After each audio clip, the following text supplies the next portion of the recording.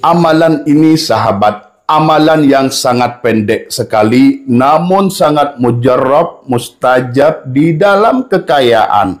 Karena amalan ini adalah amalan doa pendek yang diajarkan oleh Nabi Muhammad sallallahu alaihi wasallam, dan beliau mengulang-ulanginya dan merutinitaskannya. Assalamualaikum warahmatullahi taala wabarakatuh. Bismillahirrahmanirrahim. Alhamdulillahi rabbil alamin. Allahumma salli ala sayyidina Muhammad wa ala ali sayyidina Muhammad. Sahabat-sahabat channel Doa Warid yang dirahmati oleh Allah Subhanahu wa taala, semoga sahabat semuanya selalu diberkahi hidupnya, diberi kesehatan, dilancarkan rezekinya, hajatnya diwujudkan oleh Allah Subhanahu wa taala, hutang-hutangnya dilunaskan, diberikan panjang umur dan husnul khatimah. Amin Allahumma amin. Sahabat, dulu itu ada seseorang bajingan besar. Semua orang takut sahabat. Dia bajingan juga maling. Maling kelas kakap yang terkenal dengan si licin. Julukannya licin, tes nggak kena. Kalau mencuri hampir terang-terangan nggak bisa dikejar dan kebal sahabat. Ini konon cerita di masa dahulu kala. Nah, suatu ketika sahabat, maling ini terkenal, bajingan ini namanya Tukul. Si Tukul sahabat. Jadi si Tukul ini adalah terkenal maling kain kafan.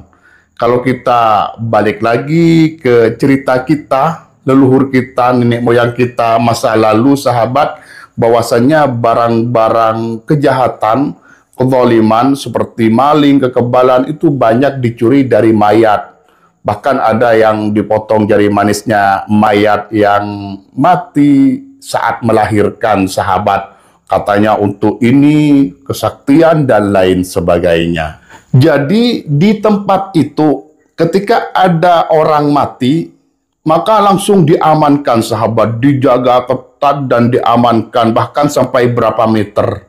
Tapi walaupun dijaga ketat sahabat, banyak mayat-mayat itu yang lolos, yaitu kena kafannya oleh si Tukul ini sahabat. Entah bagaimana caranya si Tukul mencuri. Entah kain itu sama si Tukul dijual atau diproduksi sendiri, Allahu a'lam, mungkin saja dibuat ilmu kanuragan hitam sahabat. Nah, suatu ketika sahabat, ada kiai besar ini wafat. Setelah wafat, langsung karena kain kafan semakin besar, semakin berpengaruh orangnya, inceran untuk dicuri itu semakin besar dan mungkin harganya kain itu mahal sahabat. Nah, saat itu semuanya orang menjaga, hampir satu kampung menjaga kain kafannya dari kiai ini, bahkan sampai berapa kilo. Namun mungkin dengan kecanggihannya, kesaktiannya, yang namanya Tukul ini nggak pusing sahabat, tetap merencanakan untuk mencuri kain kafannya kiai yang meninggal ini. Jadi walaupun dijaga sampai ketat lah, si Tukul ini banyak cara untuk mencuri kainnya si kiai yang wafat. Jadi sama si Tukul itu mungkin satu kilo setengah dibolongin lewat kayak gua buat terowongan ke kuburan itu. Mungkin dengan kesaktiannya, kehebatannya, ilmu kanuragannya, yang jaga merasa aman karena udah berkilo-kilo yang dijaga. Dan memang dipesan oleh keluarganya kiai, tolong dijaga. Nah, lewat bawah sahabat, ketika sampai ke makamnya kuburan, langsung kiainya itu menjerit, merintih rohnya. Aduh ya Allah, betapa sakitnya siksa ini. Jadi mendengar rintihan dari kiai ini sahabat, si Tukulnya kaget. Ya Allah, kenapa kiai? Tidak seperti biasanya mencuri pada kuburan orang lain. Mungkin ini juga udah diatur sahabat ya oleh Allah Subhanahu wa taala dan hikmah di balik cerita ini. Nah, ketika kaget Tukul, Assalamualaikum. Waalaikumsalam. Aduh, sakit. Tukulnya uluk salam. Loh, Kiai, kenapa? Iya Kul, aku Kul. Loh Kiai, kenapa? Aku sakit ya Allah, sakit disiksa. Nah, Tukul bertanya lagi, Kiai ada apa? Kok bisa terjadi seperti ini? Kiai orang yang soleh, yang takwa, dan orang yang banyak memberikan manfaat kepada manusia. Kenapa Kiai? Aduh ya Allah, begini Kul. Aku itu memang benar apa yang engkau katakan Kul. Namun aku itu punya hutang. Saya ini punya hutang Tukul pada seseorang yang aku lupa. Nominalnya tidak banyak. Aduh. Terus sambil merintih, sambil bercerita dengan siksa sahabat. Jadi aku ini lupa Kul. Saya lupa pada hutang ini. Tolong kamu cepat pulang ke keluargaku dan katakan hutang ini bayarkan kepada si A, tetanggaku. Secepatnya, aku gak kuat pada siksa kubur ini Tukul. Seperti itu. Akhirnya Tukulnya balik. Ya Kiai, terima kasih. Saya mau balik sekarang. Nah, ketika mau balik disuruh bawa. Kul, bawa kainku. Tidak Kiai, saya tidak mau. Saya tidak mau mencuri lagi dari sekarang.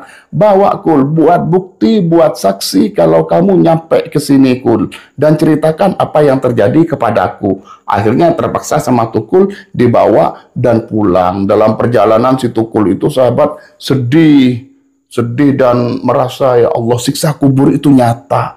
Ini cuma hutang sekian Kiai disiksa bagaimana? Aku yang mencuri sangat banyak. Kata si Tukul dalam hatinya, terus pergi ke keluarganya si Kiai tadi sahabat. Setelah sampai, Tukul sampai kepada rumahnya, sampai membawa kain. Assalamualaikum. Di acara rumahnya itu 3 hariannya, biasa seperti orang-orang aswaja, tahlilan.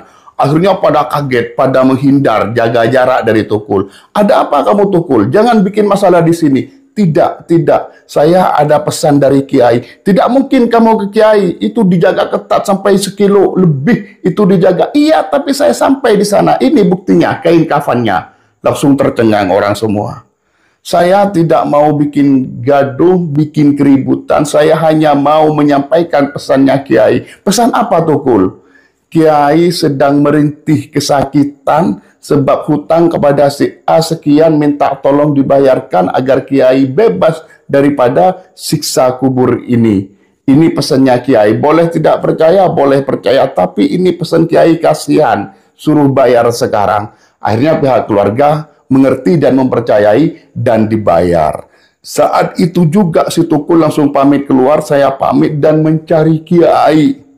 Mencari Kiai yang soleh, yang warok menurut si Tukul yang terkenal. Ingin bertobat.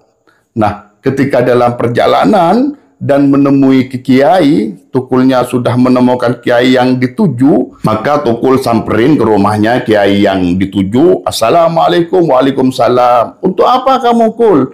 Saya Kiai mau tobat. Kiainya ini tidak percaya. Kamu mau tobat bener? Iya, mau tobat Kiai. Nah, kiainya ini tidak begitu percaya, suudzon lah, mengirain Tukul ini ada main-main iseng dan lain sebagainya. Oh, kamu bener mau tobat, tidak mau mencuri kafan lagi, nggak mau ganggu orang lagi. Iya Kiai, aku mau tobat dengan hati yang tulus Kiai.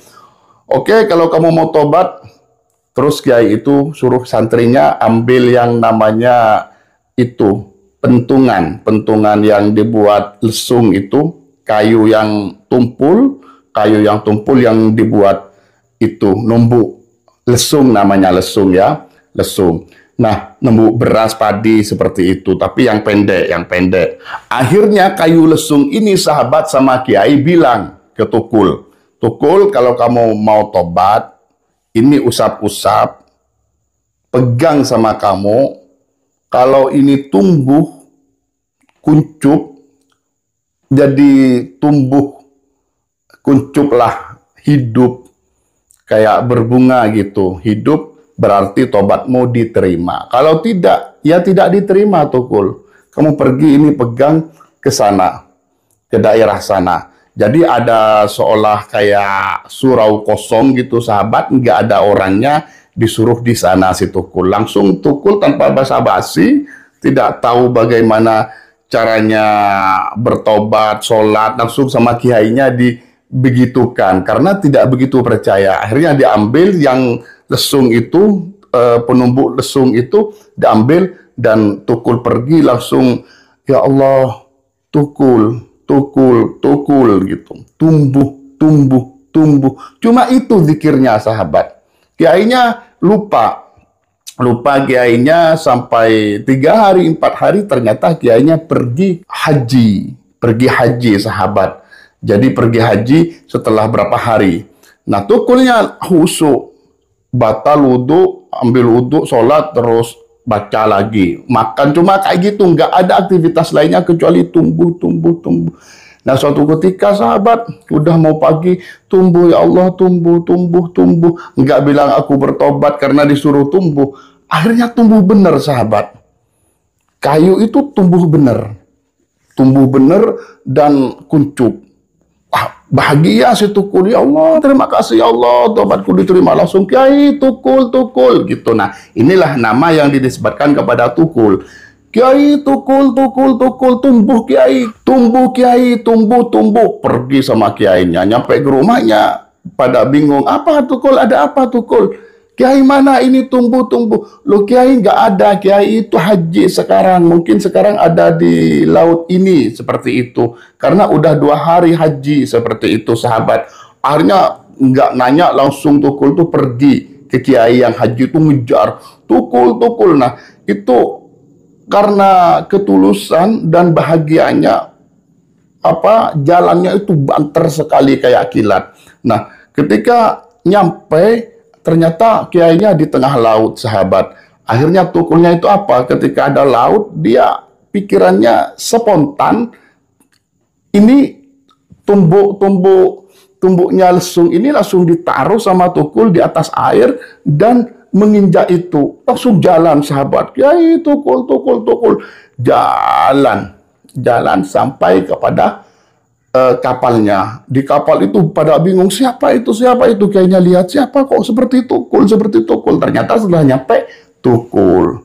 Nah, sampai ke sana, Kiai, ini Tukul. Jadi diambil sama kiainya, termenung kiainya. Kok bisa ya? Kok bisa hidup?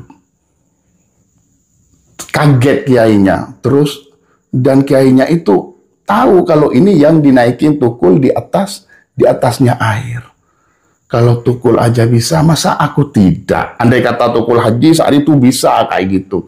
Akhirnya sama kiainya itu ditaruhlah yang namanya kayu tumbukan lesung, ditaruh di atas laut, di atas air, dan kiainya nyoba menginjak, akhirnya tenggelam sahabat.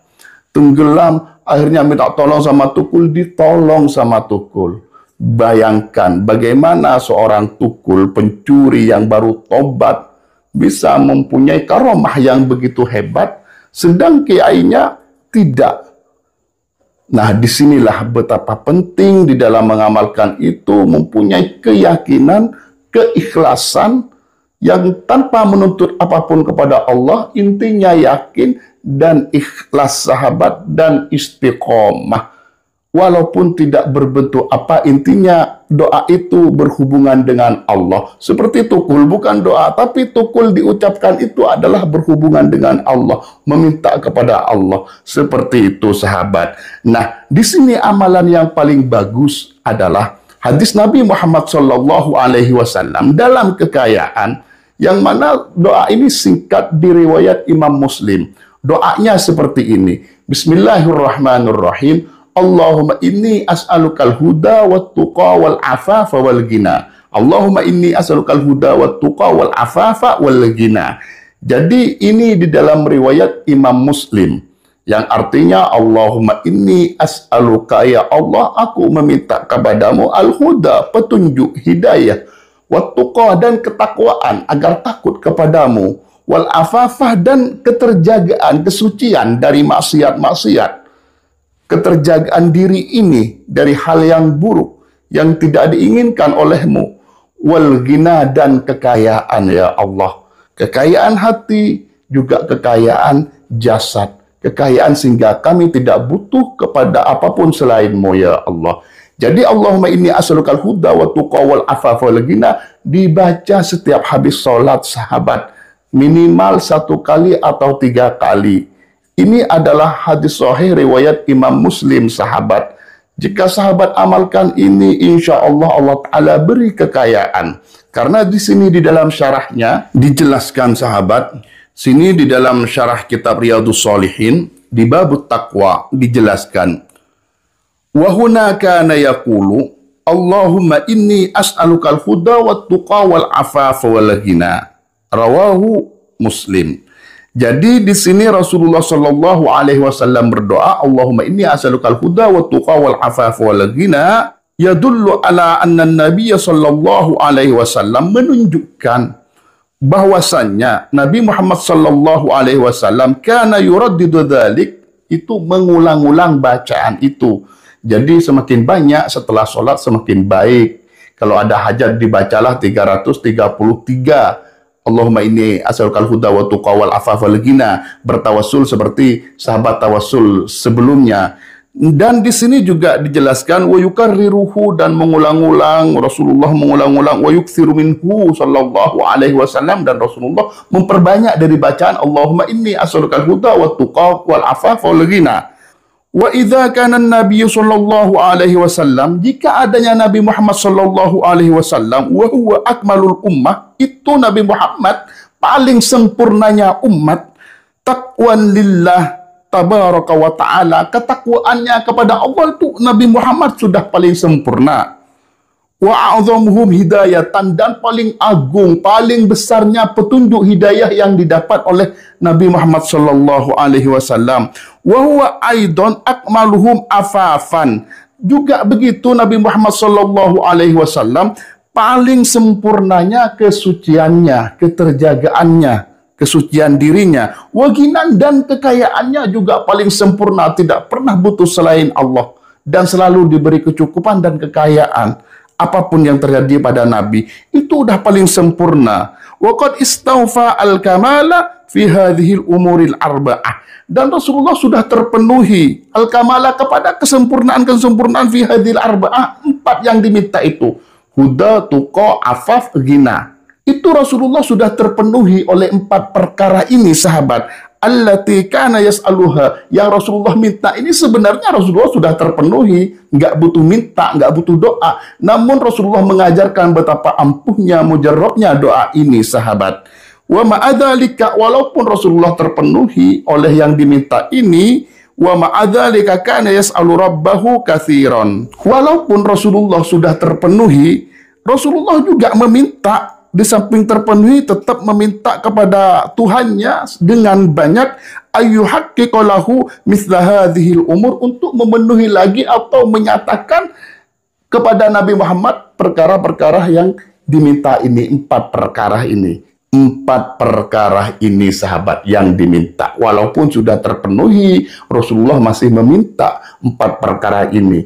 Nah, doa ini adalah doa yang baik untuk diamalkan jika ada hajat tentang kekayaan, hutang agar lunas, berdagang, maka ketika ada hajat, sholat hajat, dan dibacalah doa Allahumma inni as'alukal huda wa tuqa wal afafa wal ghina 333 kali. Namun pada hari-hari biasa wajib diamalkan minimal 1 kali setelah habis sholat. Inilah doa yang diajarkan oleh Nabi Muhammad Sallallahu Alaihi Wasallam. Semoga ini membawa barokah dan bermanfaat untuk kita semua. Wassalamualaikum warahmatullahi taala wabarakatuh.